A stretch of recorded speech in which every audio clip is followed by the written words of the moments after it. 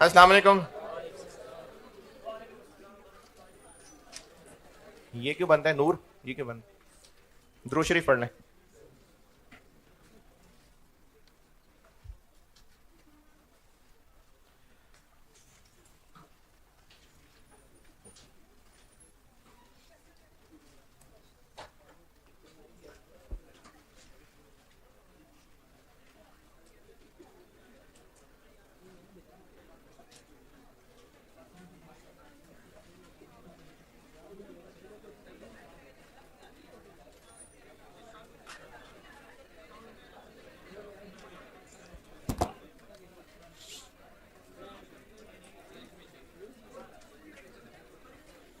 सवाल होमवर्क दिया था मैंने कोई? जी जी जी, वो फ्रैपे लिमिटेड वाला सवाल होमवर्क दिया था।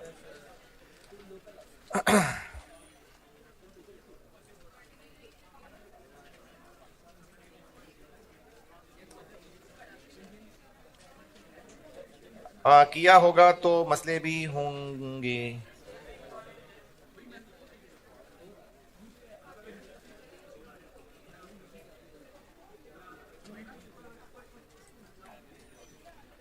अच्छा, एक मसला तो होता है ये जो आपको सवाल में दूसरे बुलेट पॉइंट, तीसरे बुलेट पॉइंट में work in process account had been debited during the year, ये शायर कहना चाह रहे हैं करंट पीरियड कॉस्ट है, क्योंकि for the year work in process मजीद डेबिट उन्हीं से हो रहा होगा ना जो मजीद मटेरियल, मजीद कन्वर्जन लग रही होगी, तो ये करंट पीरियड कॉस्ट देने का ही एक अंदाज था।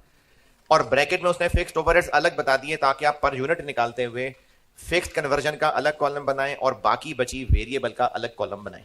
तो एक तो इसमें ये तीसरा बुलेट पॉइंट समझाया है। इस तीसरे बुलेट पॉइंट पे एतराज है तो बताएं। उसके अलावा ईपी बनाना तो आपके बाएं हाथ का काम है। पार्ट ए में अगर किसी को मसला है तो उसको तो वैसे शर्म आनी चाहिए, लेकिन चलो हो जाते मसले इंसान को ही। तो पार्ट ए में कोई एतराज? Part A EP cost per unit calculate करने में एतराज। वर्किंग्स की तरतीब से चल रहा हूं क्योंकि मैंने जो बताना था वो ये तीसरा बुलेट पॉइंट ही है जो मैंने बताना था। इसमें कैमरे के पार वाले बच्चों के लिए भी ख्याल करके बताना था। आपने जो मजीद अब पूछना है तो वो आप पूछेंगे तो पता चलेगा, मुझे तो बाकी स्ट्रेट चीजें ही लग रही हैं। तो जी, ऑपरेटिंग कॉस्ट कहते हैं एडमिन सेलिंग खर्चों को। ऑपरेटिंग एक्सपेंसेस कौन से होते हैं? एडमिन और सेलिंग। तो इसलिए इनका ताल्लुक है यूनिट सोल्ड से। और इस सवाल में पूछिए जी मसला। अच्छा, इसमें फिक्स्ड ओएआर दिया हुआ था, फिक्स्ड ओएआर, तो इसलिए वो जो मैंने परसों खुद बनाया हुआ सवाल था ये वैसे होना था। जी बेटे और बताइए जिन्होंने किया जी। अच्छा, स्टेटमेंट ऑफ इवैल्यूएशन में cost of completed units FIFO है कि एफको है? फाइफो है। और ओपनिंग पूछ रहे हैं ना, यानी बीडी। आपको सवाल में पॉइंट नंबर किधर गया?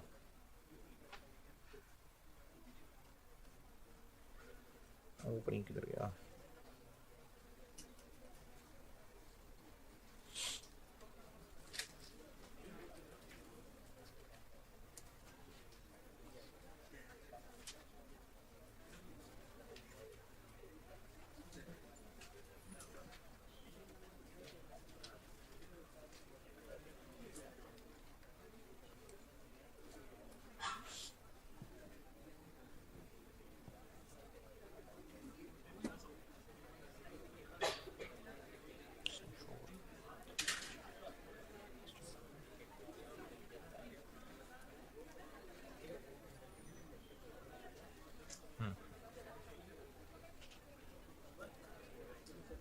हाँ जी, वो याद आ गया। एक और बाद में मसला होता है कॉम को, मैं बताता हूँ, खुद बताता हूँ। है जी, ये जो कॉस्ट ऑफ कंप्लीटेड यूनिट्स में हम लोग बीडी बैलेंस लेते हैं, ये मैं बताता हूँ, ये मैं भूल गया था, ये भी मसला होता है कॉम को। इसमें तरतीब से चलते हैं। इक्विवेलेंट प्रोडक्शन में कुछ पूछना है, क्वांटिटी स्केड्यूल्स और इक्विवेलेंट प्रोडक्शन में कुछ पूछना है। क्वांटिटी स्केड्यूल में पूछना हो सकता है जी। क्वांटिटी स्केड्यूल में ये पूछना हो सकता है कि हमने वर्क इन प्रोसेस मशीन में बैठ के क्यों नहीं क्वांटिटी स्केड्यूल बनाया। देखें, कल जो सवाल मैंने खुद बना के कराया था परसों, उसकी वर्किंग खोलिए, वर्किंग 1। इसमें पहले प्रोसेस वाला क्वांटिटी स्केड्यूल बनाया था और उससे एंड रिजल्ट आउटपुट निकाला था और उससे फिर आगे फिनिश गुड्स में प्रोडक्शन के यूनिट्स लिखे थे। नॉर्मल लॉस नहीं था, इसलिए सारा का सारा लॉस एबनॉर्मल लॉस था। ये मैं अपने बनाए हुए सवाल परसों की बात कर रहा हूं।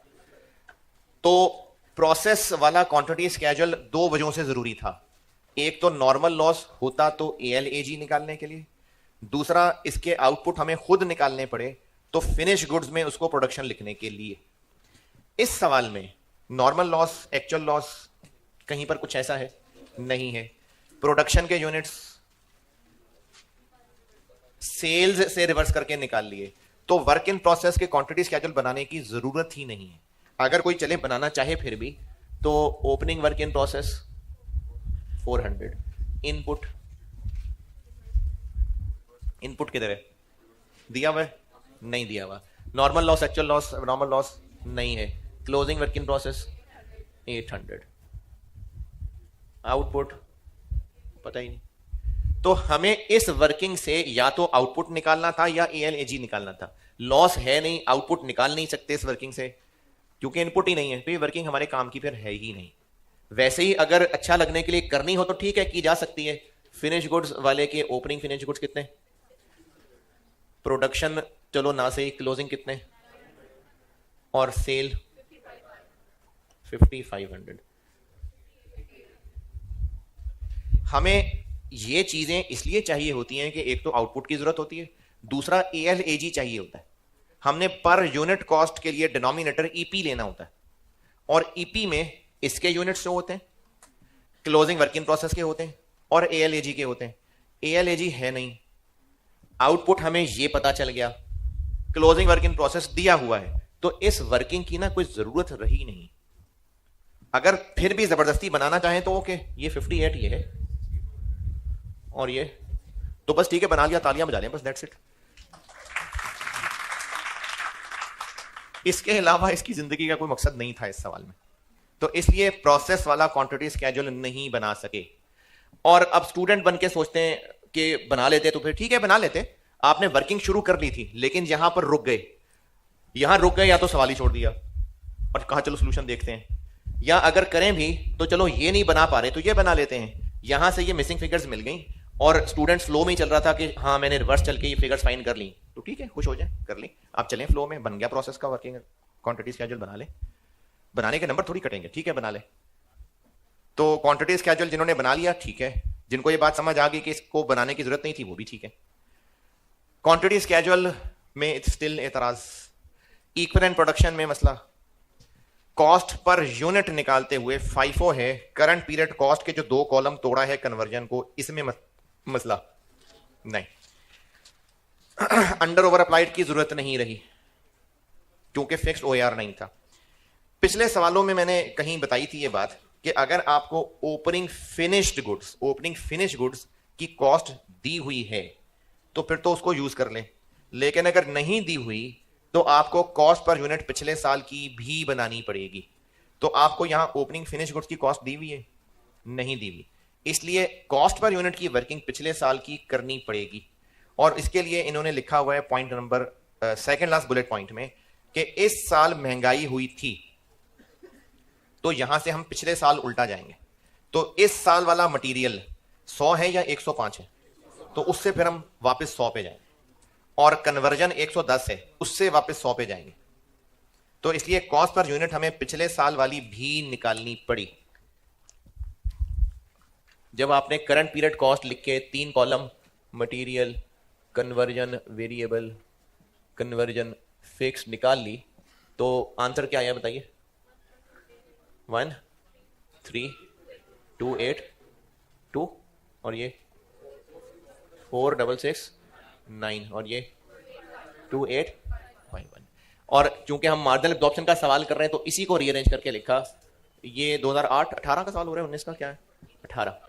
मटेरियल 13282, वेरिएबल कन्वर्जन 4669, मार्जिनल के सवाल में 17951 और एब्जॉर्प्शन के सवाल के लिए 2851 20802। ये 2018 की पर यूनिट कॉस्ट ये निकाली और इन्हीं को इस तरह से रीअरेंज कर दिया मार्जिनल और एब्जॉर्प्शन के सवाल के लिए। इनकम स्टेटमेंट बनानी है और फिनिश्ड गुड्स की कॉस्ट नहीं दी हुई ओपनिंग। मैंने जो सवाल कल परसों बना के दिया था उसमें 3 लाख रुपए दी हुई थी। अगर ओपनिंग की कॉस्ट नहीं दी हुई तो आपको पिछले साल की पर यूनिट भी बनानी पड़ेगी। ये मैंने शायद XY लिमिटेड कराते हुए ये बात की थी। इससे उल्टा चलते हैं। 13,282 105 है, 150 4,669 110 है, 4245 16895। XY लिमिटेड को अगले दिन डिस्कस किया था तो इसका मैंने आपको एक बड़ा लंबा चौड़ा रास्ता बताया था। दोहराता हूं बात। वेरिएबल खर्ची की ओरिजिनल हालत रेट की होती है, तो आप एक साल के रेट को महंगा सस्ता करके दूसरे साल का रेट निकाल सकते हैं, लेकिन फिक्स्ड खर्चों की ओरिजिनल हालत रेट नहीं होती, टोटल होता है। असल तरीका यह था कि यहां से पहले टोटल तक जाते, उस टोटल को पिछले साल तक ले जाते और पिछले साल के यूनिट से डिवाइड करके ये बनाते। तो ये रास्ता तो बंद है, तो डाटा ही नहीं है, तो फिर मजबूरन हमें इसके साथ भी यही सलूक करना पड़ा।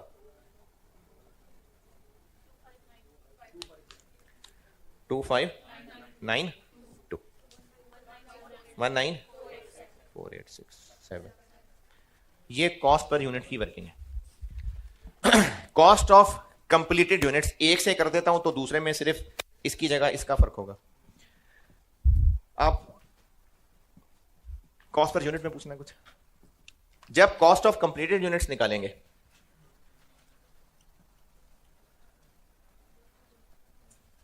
ये मैं आपको एब्जॉर्प्शन से कर देता हूं। चले FIFO है तो ओपनिंग वर्क इन प्रोसेस में पहले तो आएगा PD और फिर इस महीने इस साल जो काम हुआ तो इस साल इन पे कन्वर्जन के ब्रैकेट में कितने यूनिट्स 160 और इन पे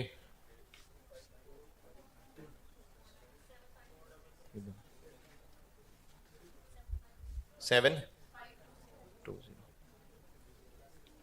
और स्टार्टेड एंड कंप्लीटेड के लिए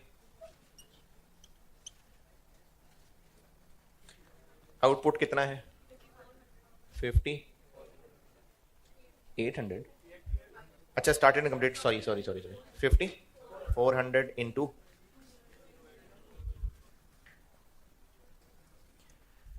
BD क्या होता है, जो पिछला CD था, जब पिछला साल एंड हो रहा होगा तो cost of closing work in process निकाली होगी पिछला साल, और उसमें भी मटेरियल और कन्वर्जन लिखा होगा। ये मैं पिछले साल पे आ गया हूं।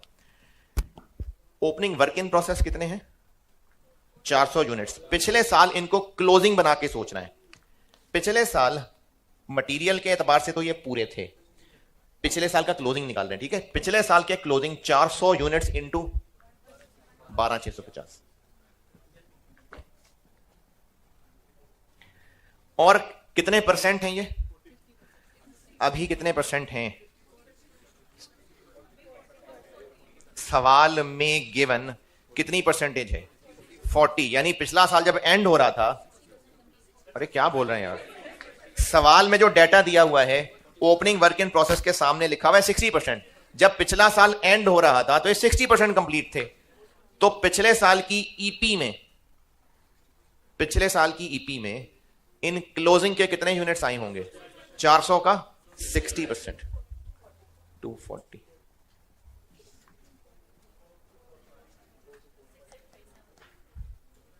सिक्स 837। तो ये जो आंसर आएगा ना, ये पिछला क्लोजिंग वर्क इन प्रोसेस था, ये अब यहां हम BD लिखेंगे। कितना बना 5060। अच्छा ठीक है, वो रुपीज इन थाउजेंड चल रहे हो 1641।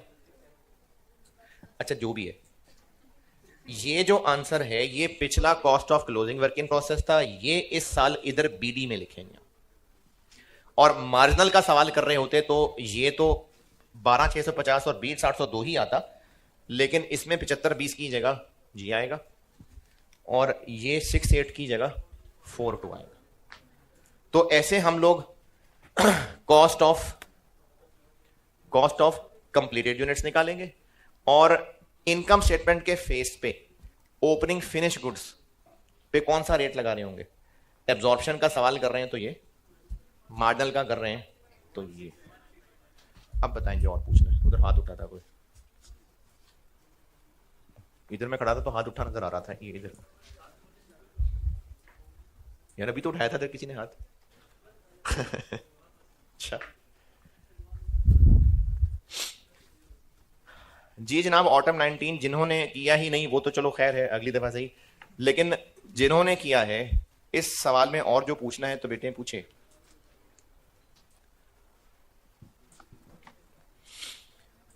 अच्छा अब ना एक अपने अल्फाज में नोट लिख के, तो आज का एक सवाल होमवर्क दे रहा हूं, वही मार्जिनल एब्जॉर्प्शन के हवाले से ही कहा था मैंने। 3-4 बातें बताऊंगा, 3-4 बातें नहीं, 3-4 लाइनें कही थी जी, वही जो आधा पेज छोड़ा था।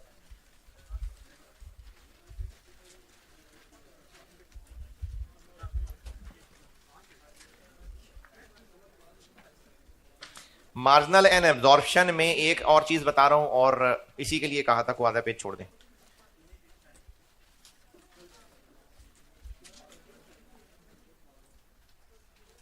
अब आप ये बात आधे पेज पे समेटें कि एक लाइन में समेटें, वो आपकी कला है। मार्जिनल एब्जॉर्प्शन के सवाल को ना वो बजटिंग के स्टाइल में भी पूछ सकता है, यानी जो डाटा दिया होगा वो बजटेड डाटा होगा सारा। जैसे अब तक जितने सवाल किए उनमें सब एक्चुअल गुजरे हुए पीरियड का डाटा था, तो हो सकता है बजटिंग स्टाइल का सवाल मार्जिनल एब्जॉर्प्शन का पूछ ले, यानी सारा डाटा बजटेड है और बजटेड इनकम स्टेटमेंट बनानी है, तो सवाल करने पे क्या फर्क पड़ेगा। एक तो अंडर ओवर अप्लाइड नहीं रहेगा और स्टूडेंट को कोई फर्क नहीं पड़ेगा, स्टूडेंट ने तो दिया हुआ डाटा यूज करना है। अब वो एक्चुअल है बजटेड है, आपको क्या फर्क पड़ता है। कुछ समझ नहीं आया। जो अब तक सवाल किए उनमें आपको एक डाटा दिया होता था जिसको यूज करके आप इनकम स्टेटमेंट बनाते थे, वो गुजरे ऊपर अंग्रेजी लिखी हुई है फॉलोइंग इंफॉर्मेशन ऑफ गुजरा हुआ ईयर या फॉलोइंग इंफॉर्मेशन इज बजटेड, क्या फर्क पड़ता है। आपने तो डाटा को यूज करना है, तो बस जो अब तक कर रहे थे सब वैसे ही होगा, बस जो एक्चुअल डाटा होता था उसकी जगह बजटेड डाटा होगा। अब इसमें क्या लिखेंगे। मार्जिनल एब्जॉर्प्शन का सवाल बजटिंग के साथ मिक्स होके ऐसे हो सकता है, बजटिंग आपके सिलेबस में नहीं है, लेकिन मार्जिनल एब्जॉर्प्शन का सवाल एक्चुअल डाटा दिए बजाय बजटेड डाटा देके भी पूछा जा सकता है। मार्जिनल एब्जॉर्प्शन का सवाल एक्चुअल डाटा की बजाय बजटेड डाटा देके भी पूछा जा सकता है।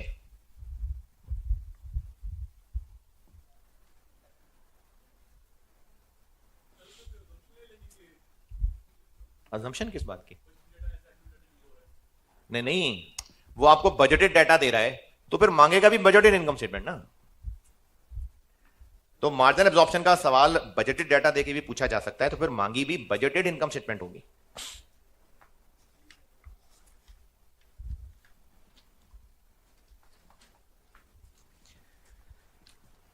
तो सवाल सॉल्व करते हुए आप जैसे अब तक सीखा वही सब करेंगे, बस जहां जहां actual units actual sale price होती थी बस अब वो बजटेड होगी। यानी आपके करने में कोई मसला नहीं है, आपने तो सवाल का डाटा यूज करना है। तो जो आज तक आप एक्चुअल डाटा ले रहे थे अब उस सवाल में बजटेड डाटा ले रहे होंगे।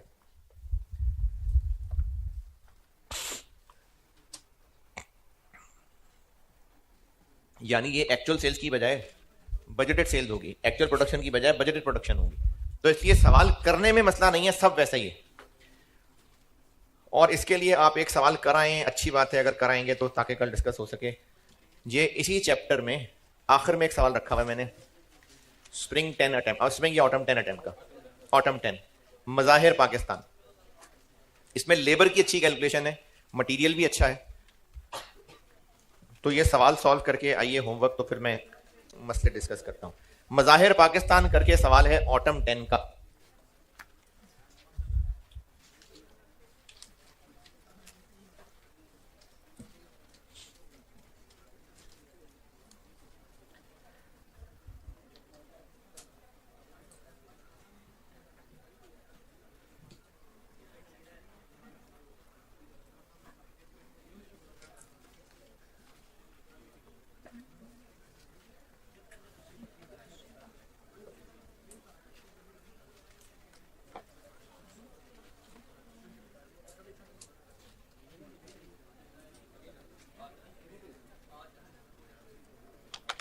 ये हम वो करके आना यार।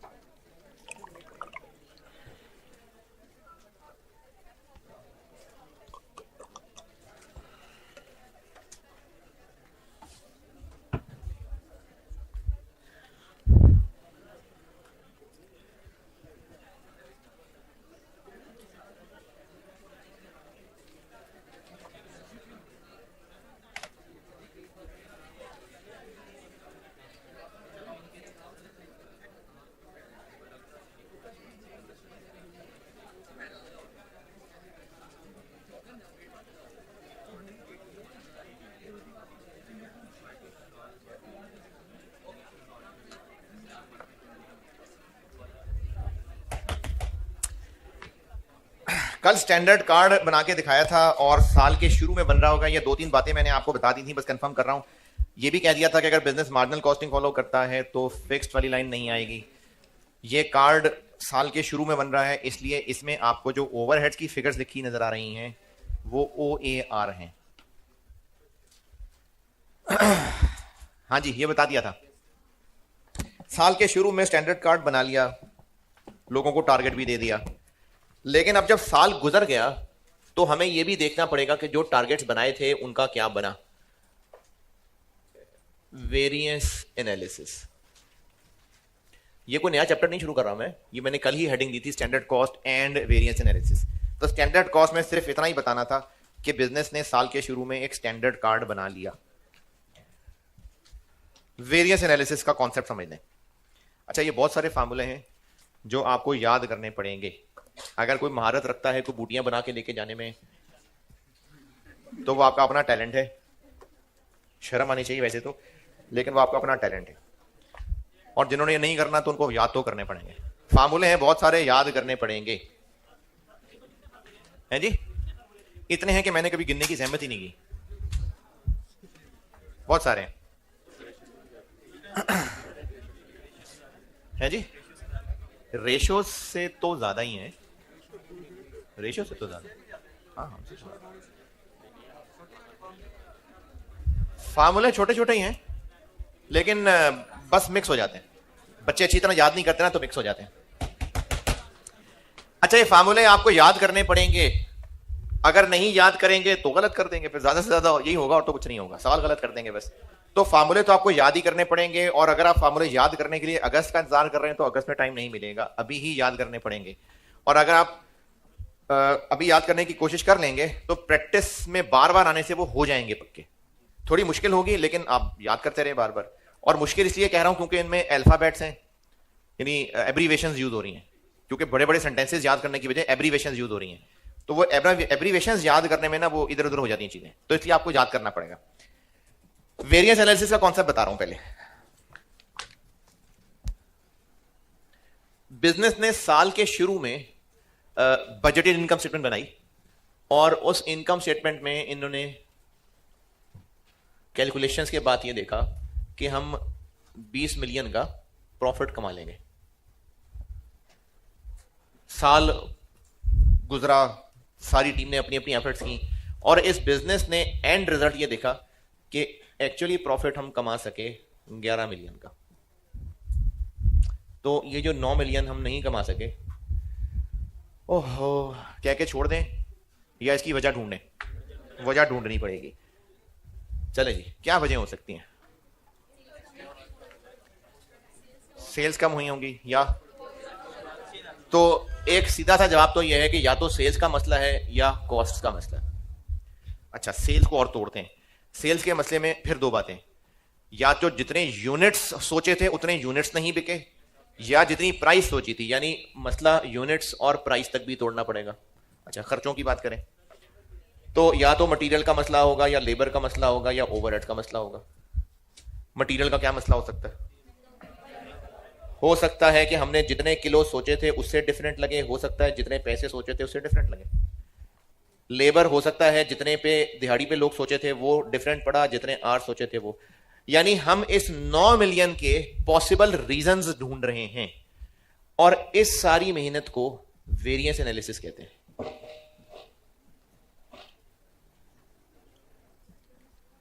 हम एनालाइज कर रहे हैं कि ये फर्क किस वजह से आया, और इसको जिस हद तक डिटेल पॉसिबल है उस तक तोड़ा जा रहा होता है। तो ये सारी मेहनत वेरिएंस एनालिसिस है।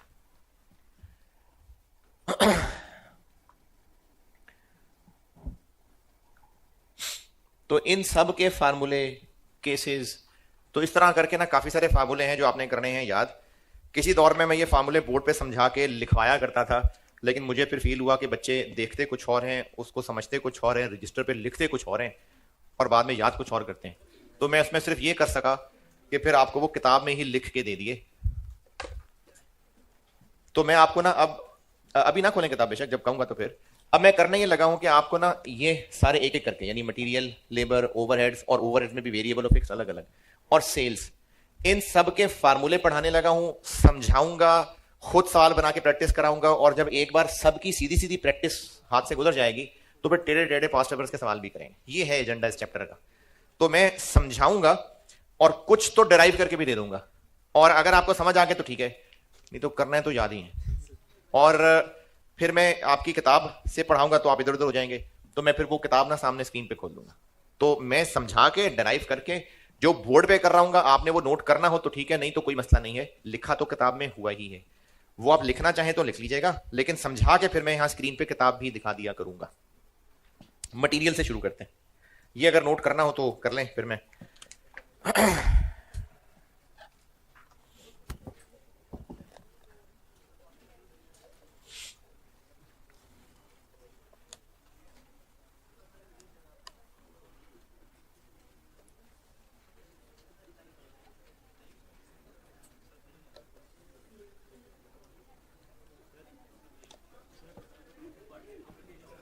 अच्छा, मैंने ना ये सिर्फ मिसाल की कहानी बनाई है।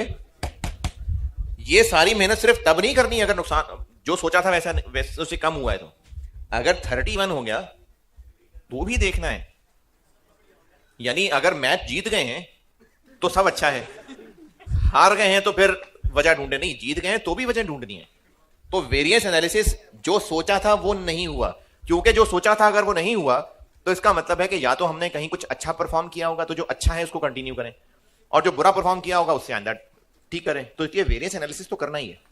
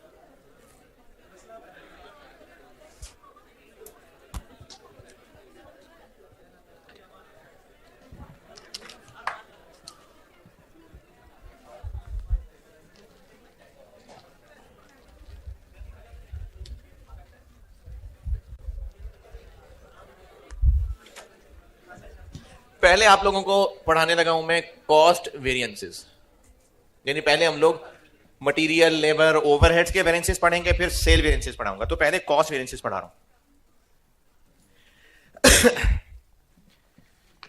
और इनमें भी सबसे पहले देख लेते हैं मटेरियल के वेरिएंसेस।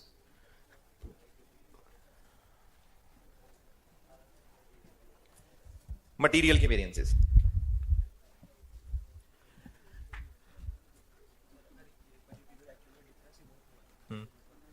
देखें, ये जो वेरिएंस एनालिसिस करना है ना, ये बिजनेस का एक रेगुलर प्रोसीजर है कि हर साल के एंड पे वेरिएंस एनालिसिस करना है। अगर दोनों के प्रॉफिट्स में कोई फर्क नहीं आया, फिर भी हो सकता है कुछ चीजें अच्छी हुई हों, कुछ चीजें बुरी हुई हों, तो इन टोटल तो वो ऑफसेट हो गई, लेकिन जो बुरी चीजें उनको ठीक करना है, तो इसलिए वेरियस एनालिसिस करता है बिजनेस। अच्छा, मेरे ख्याल में ना आपको ये बात जबानी याद नहीं रहनी, फिर बाद में ढूंढते रहेंगे। आप यहां लिखें कि ये फार्मूले सर ने बुक से रेफर करने और हमने बुक से याद करने, वरना आप ढूंढते रहेंगे रजिस्टर में कि फार्मूले किधर गए, बोर्ड पे तो लिख रहे होते थे सर। तो ये बुक से पढ़ के बुक से याद करने हैं फार्मूले।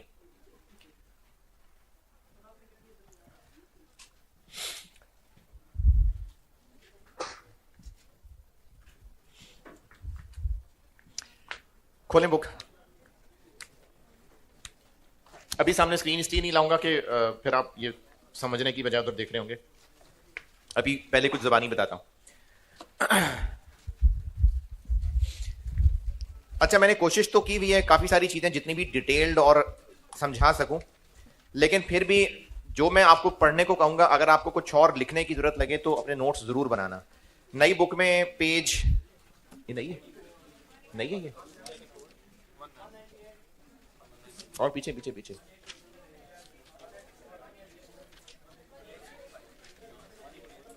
पेज 184, नई बुक में पेज 184।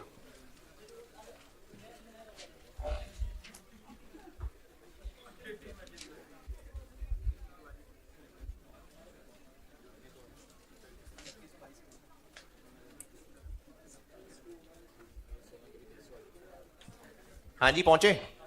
अच्छा, इसमें देखें मैंने ये ब्लैक शेड के साथ ये मटेरियल और लेबर और इनकी हेडिंग दी हुई है, और बाकी फिर उनके अंदर कुछ केस 1 और केस 2 इस तरह करके लिखे हुए हैं। तो पहले मटेरियल पे मैं आप हूं, और ये जो मैंने ब्रैकेट में लिखा हुआ है सिंगल रॉ मटेरियल, इससे मेरी मुराद ये है कि अगर सवाल में एक प्रोडक्ट में 2 मटेरियल डलते हैं तो दोनों के लिए अलग अलग ये फार्मूले, यानी मैं किसी एक मटेरियल को डिस्कस करके फार्मूले बता रहा हूं। केस 1 क्या बनाया हुआ है? केस 1 मैंने ये बनाया हुआ है कि फॉर द ईयर हमने जितने किलो मटेरियल खरीदा उतने किलो ही इस्तेमाल हुआ। जैसे अगर साल के शुरू में ओपनिंग रॉ मटेरियल 500 केजी था और परचेज किए 2000 केजी और क्लोजिंग रॉ मटेरियल 500 केजी है, तो यूज भी हुआ 2000 केजी। ये मुराद है मेरी कि जो परचेज किया और जो यूज किया वो बराबर है। इसको मैंने केस 1 कहा। और अगर तो क्लियरली पता चल रहा है कि ये दोनों बराबर हैं। अच्छा, क्लियरली कैसे पता चल सकता है? ओपनिंग क्लोजिंग भी सवाल में गिवन हो, नजर आ रहे हो कि सेम है, या परचेज्ड यूज दोनों बताए हुए नजर आ रहे हैं कि सेम है, या फिर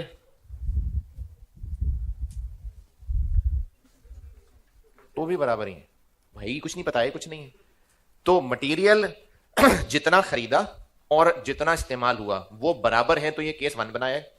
और अगर बराबर नहीं है तो ये केस 2। केस 2 को आगे देखें मैंने और ए और बी में तोड़ा हुआ है। ठीक है, नजर आ रहा है? अच्छा, चले केस 2 पे बाद में जाते हैं, पहले केस 1 बताता हूं। सवाल से समझा रहा हूं, फिर उससे मैं आपको फार्मूले बना दूंगा और फिर किताब में देख लेना, अभी बोर्ड पे समझिएगा। स्टैंडर्ड कार्ड मिसाल से समझा रहा हूं। स्टैंडर्ड कार्ड बनाया हुआ था शुरू में, और उस स्टैंडर्ड कार्ड में लिखा हुआ था कि मटेरियल के 5 किलो लगेंगे और 1 किलो 30 रुपए का होगा।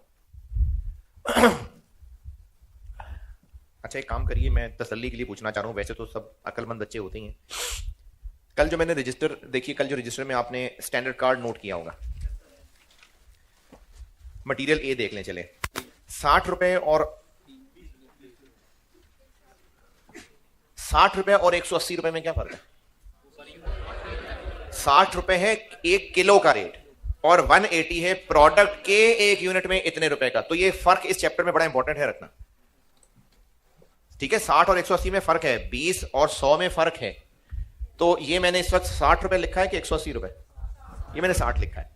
स्टैंडर्ड कार्ड बनाया हुआ था कि 1 यूनिट के लिए 5 किलो लगने चाहिए, 30 रुपए का 1 किलो, ये स्टैंडर्ड बनाया था। अब एक्चुअल ये हुआ कि हमने फिनिश गुड्स के यूनिट्स बनाए 4000 और मटेरियल जो इस काम के लिए यूज हुआ वो हुआ 21,600 किलो। और हमें जो मटेरियल खरीदने का रेट पड़ा वो पड़ा 34 रुपए पर केजी। हमने जितने यूनिट्स बनाए स्टैंडर्ड कार्ड के मुताबिक कितने रुपए कॉस्ट होनी चाहिए थी? 30 रुपए नहीं, टोटल पूछ रहा हूं। हमने जितने यूनिट्स बनाए टोटल कितने रुपए मटेरियल कॉस्ट होनी चाहिए थी? कैसे? 4000 यूनिट्स के लिए 20,000 किलो लगने चाहिए थे। 20,000 और 1 किलो 30 रुपए का होना चाहिए था। 6 लाख इतना खर्चा होना चाहिए था। इसको मैं कह देता हूं स्टैंडर्ड मटेरियल कॉस्ट। जबकि एक्चुअली हुआ कितना? 21,600 किलो इंटू 34 7,344,00। इसको मैं कह देता हूं एक्चुअल मटेरियल कॉस्ट। कितना फर्क पड़ा? 13,44,00। अच्छा, अभी फिलहाल इस वर्ड की इतनी इंपॉर्टेंस नहीं है, लेकिन पहली बार बता देता हूं, ये फर्क फेवरेबल है कि एडवर्स है? क्यों? हाँ ठीक है, बाकी अब फेवरेबल और एडवर्स का वर्ड कुछ दिन बाद यूज करेंगे। हम अगर ये जानना चाहें कि ये फर्क क्यों आया, तो उस क्यों की 2 वजह। एक, जितने किलो का सोचा, जितने रुपए का सोचा था उससे डिफरेंट मिला, और जितने किलो लगने थे उससे डिफरेंट लगे। इसको ना 2 हिस्सों में तोड़ा जाएगा। इसको कहा जाएगा मटेरियल कॉस्ट वेरिएंस,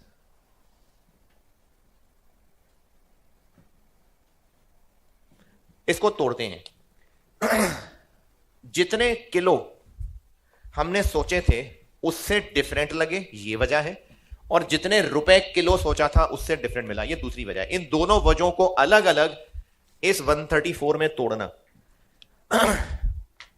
हमने 30 रुपए सोचे थे, 34 रुपए मिले, तो 4 रुपए यहां से मार खाई। अब अगर मैं इसको टोटल तक पहुंचाना चाहूं तो कितने किलो से मल्टीप्लाई करूं? ये बात दोबारा, 30 रुपए किलो सोचा था, 34 रुपए किलो हुआ, तो ये तो पर किलो है ना, टोटल तक कैसे पहुंचूं? किन से मल्टीप्लाई करूं? 21,600 से के 20,000 से? 20,000 से क्यों नहीं? क्योंकि 34 रुपए में कितने किलो आए? 21,600। तो हम ये कैलकुलेट करेंगे कि 21,600 किलो 30 रुपए के मिलने चाहिए थे। कितना बना? 648। जबकि ये 21,600 किलो 34 रुपए के मिले,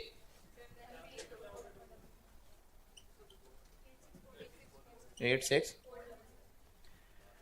यानी इसमें से इतना फर्क प्राइस चेंज की वजह से। इसको कहते हैं मटेरियल प्राइस वेरिएंस।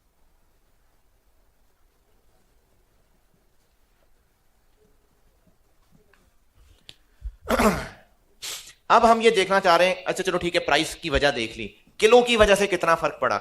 तो 20,000 किलो लगने चाहिए थे, 21,600 किलो लगे, लेकिन इसका आंसर तो किलो है ना, हमें तो टोटल रुपए में जानना है। तो किससे मल्टीप्लाई करें? 30 से कि 34 से? 30 से। 34 से क्यों? 30 से क्यों? हम इस वक्त पैसे का महंगा होना देख चुके, अब हम सिर्फ किलोज का फर्क देखना चाह रहे हैं। अगर यहां 34 इस्तेमाल कर लिया तो महंगा होना दोबारा इसके अंदर मिक्स कर देंगे हम, इसलिए यहां पर 34 नहीं 30 इस्तेमाल होगा। 6 लाख 648, कितना फर्क? इसको कहते हैं मटेरियल यूजेज या मटेरियल क्वांटिटी वेरिएंस। और अगर इस 86,400 और 48,000 को ऐड करें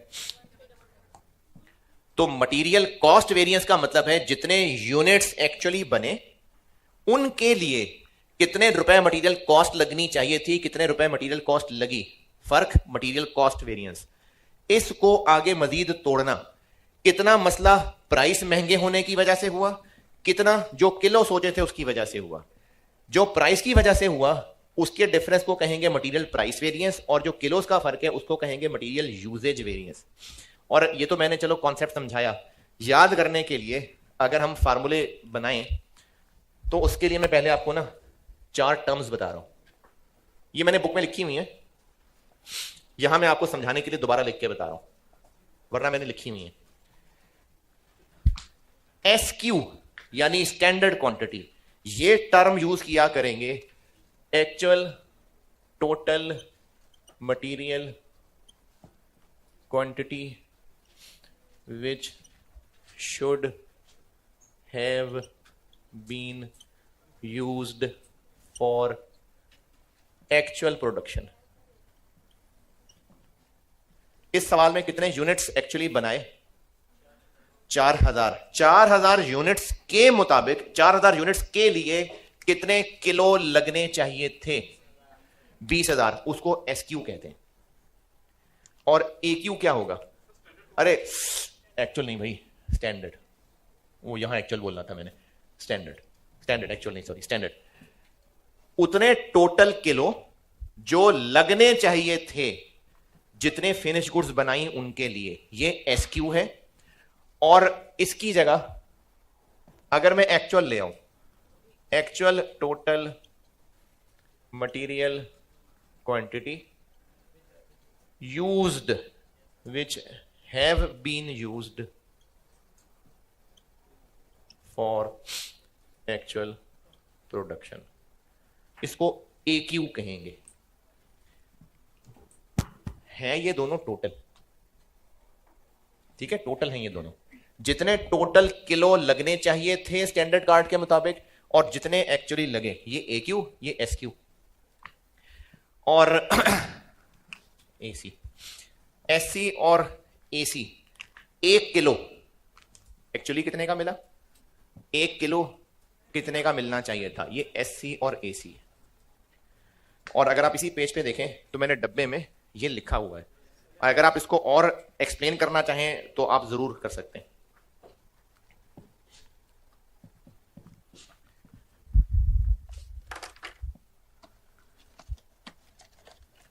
अच्छा, ये मैं आपकी तसल्ली के लिए बता दूं कि ये फार्मूले में आपको समझा रहा हूंगा तो हो सकता है आपको समझने में बड़ा मुश्किल काम लग रहा हो, लेकिन कुछ सवाल करने के बाद ये बड़ा आसान हो जाएगा काम। ये यूज कर करके ना आसान हो जाएंगे।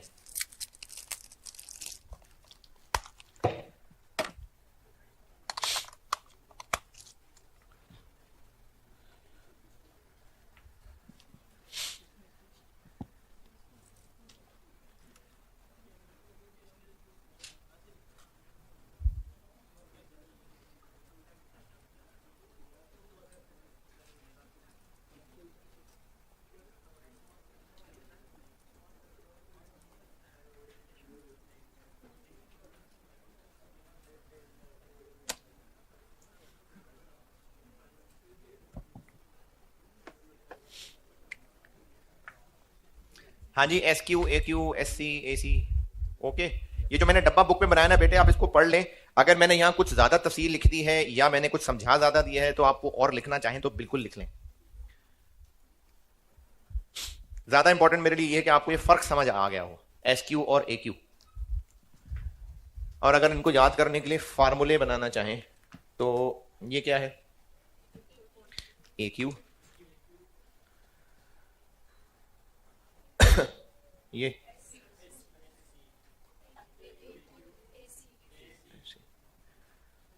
अच्छा, इतने तो मासूम नहीं होंगे आप कि अगर मैं कभी AQ इंटू SC या कभी SC इंटू AQ लिखूं तो उसमें तो घबराहट नहीं है ना।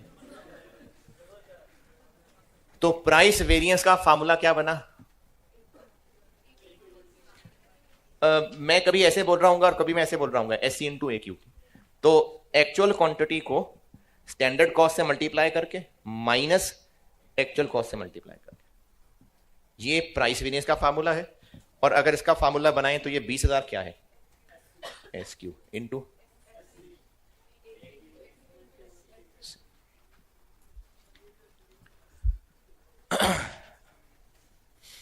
और अगर आपको ये बात काम की लगे, अगर याद करने में हेल्प हो, अगर तो 2 टिप्स बता रहा हूं, अगर आपको बेकार लगे तो इग्नोर। जब हम प्राइस का वेरिएंस ले रहे हैं और ऐसा लेबर में भी होगा। जब हम लेबर के रेट का वेरिएंस ले रहे होंगे तो क्वांटिटी एक्चुअल है, और जब हम क्वांटिटीज का वेरिएंस ले रहे हैं तो प्राइस स्टैंडर्ड है। ले चूंकि क्वांटिटीज का डिफरेंस ले हैं तो क्वांटिटी तो दोनों डिफरेंट ही हैं, लेकिन रेट स्टैंडर्ड है, और जब रेट का वेरिएंस ले रहे हैं तो क्वांटिटी एक्चुअल है। और दूसरी टिप अगर काम की लगे, स्टैंडर्ड पहले लिखना है, माइनस एक्चुअल बाद में लिखना है। ये पहले है माइनस ये है, ये पहले है माइनस ये है। क्योंकि आपका आंसर प्लस या माइनस आए ये इंपॉर्टेंट होगी बात, अंडर ओवर अप्लाइड में इंपॉर्टेंट नहीं थी, अब है, तो इसलिए इसकी तरतीब भी याद रखनी है। Price variance this minus this है, usage variance this minus this है। और इस 134 के लिए फार्मूला बनाना चाहें तो एक तो material price variance plus material quantity variance, और अगर direct S Q into S C A Q into, तो केस 1 के तीनों फार्मूले देख लें। केस 1 तीनों फार्मूले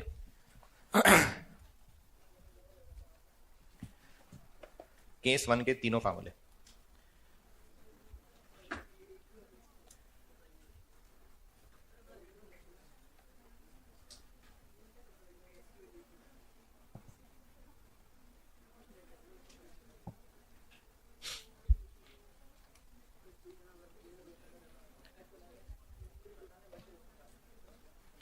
और अगले पेज पे लिखी एग्जाम्पल 1 सॉल्व कर दें। एग्जाम्पल 1 सॉल्व कर दीजिए।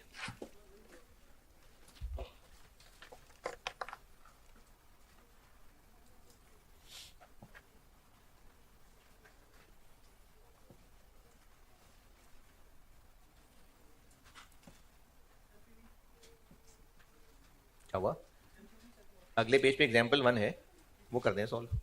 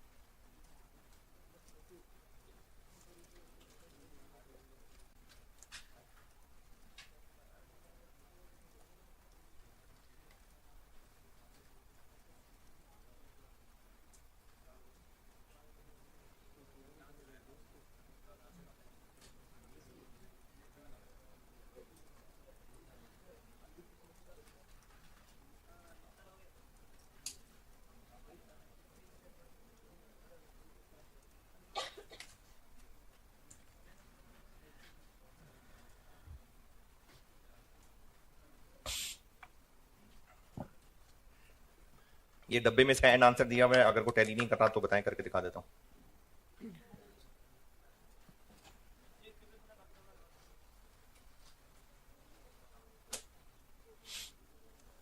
अच्छा, मैंने ये फार्मूलों की तरतीब इसलिए याद रखने को कही है कि आंसर अगर पॉजिटिव आया तो फेवरेबल, नेगेटिव आया तो एडवर्स, तो इसलिए ना ये तरतीब जरूरी है। ये माइनस से पहले क्या और बाद में क्या, ये अच्छा याद रखना। जी एग्जाम्पल 1 ओके।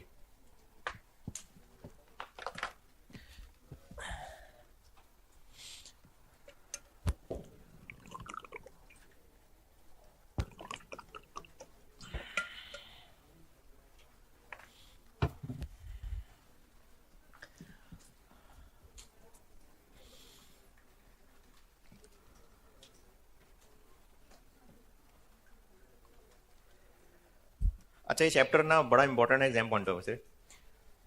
तो पता तो मुझे है ही, बच्चों ने भाग तो जुमेरात को जाना है, लेकिन जो भी जाएं वो ये ज़रूर ख्याल रखना कि फ्राइडे को क्लास है, थर्सडे को भी है, और उसके बाद नेक्स्ट फ्राइडे को भी है और सैटरडे को भी। तो ये क्लासेस हैं। और जिन्होंने गोश्त खा के बिल्कुल लम्मा पै के फिर उसके बाद आस्ता आस्ता गोश्त हजम होगा, फिर उससे आपकी जान बनेगी, फिर आप मंडे को आएंगे, तो ये वाले लेक्चर सुन के आना। लिंक्स तो जाहिर है मैं दूंगा फिर, लेकिन ये सुन के आना। ये ईद वाले वीक, ये मैं ईद वीक की बात कर रहा हूं।